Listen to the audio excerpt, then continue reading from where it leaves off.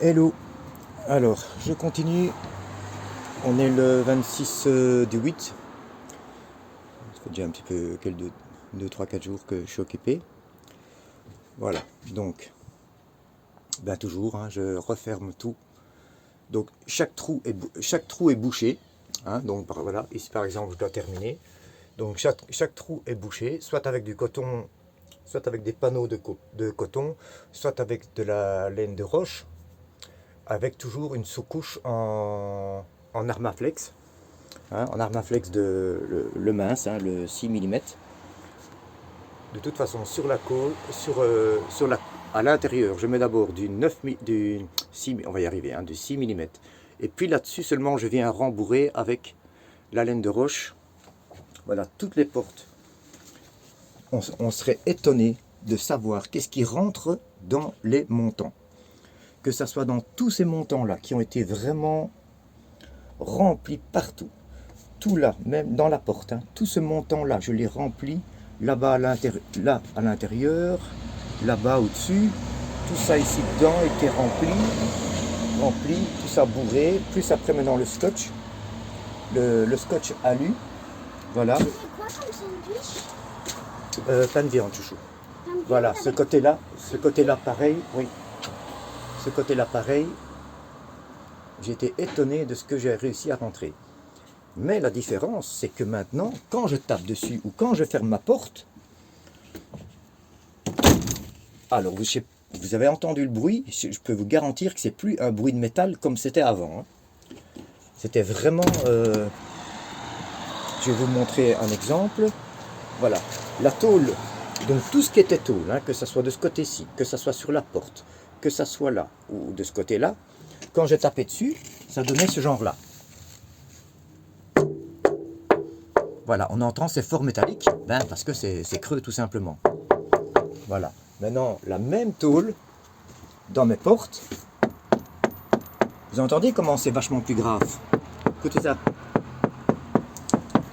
Parce que c'est bourré quoi. D'ailleurs on le voit, hein.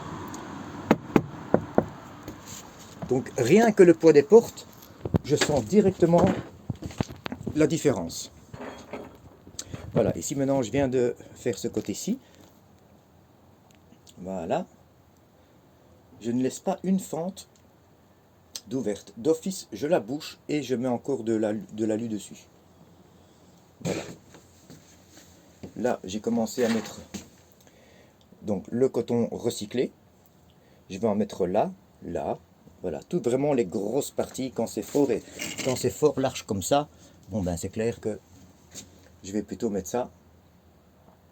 Voilà. Par contre, pour ici, c'est vrai que le système de mettre du coton, et puis après on doit mettre des ficelles ou du scotch pour tout bloquer, voilà, je pense que là, je vais encore mettre une petite couche, je pense, une deuxième couche d'Armaflex pour pouvoir me passer du coton. Et voilà, sinon, bah, hier, on a un peu chipoté, j'ai fait ma petite échelle, la petite échelle pour les enfants. Hein, il faut encore que j'ai rebouché, mettre de l'Armaflex là-bas au-dessus, hein, comme vous voyez. Voilà, mais on a essayé avec les enfants, c'est très bien, ils ont toute la place pour dormir. Voilà. J'attends, je ne sais pas terminer le toit parce que j'attends les deux vasistas, les deux fenêtres de toit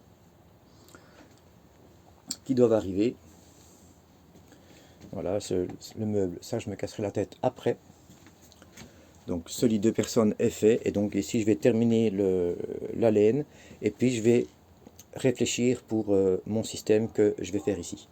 Je pense que l'isolation, il ne faut pas la bâcler. Alors mes enfants c'est pareil, hein, ils veulent tous partir, viens on y va, c'est bon, c'est assez, on met un matelas par terre. Voilà, ils sont pressés que je termine, mais je pense que franchement c'est un très mauvais calcul de bâcler pour vite pouvoir partir. Parce qu'après on va le regretter, hein, et redémonter tout pour remettre de l'isolation, c'est pas possible. Donc autant, merci ma chérie. Bonjour. Voilà, je préfère faire comme il faut directement.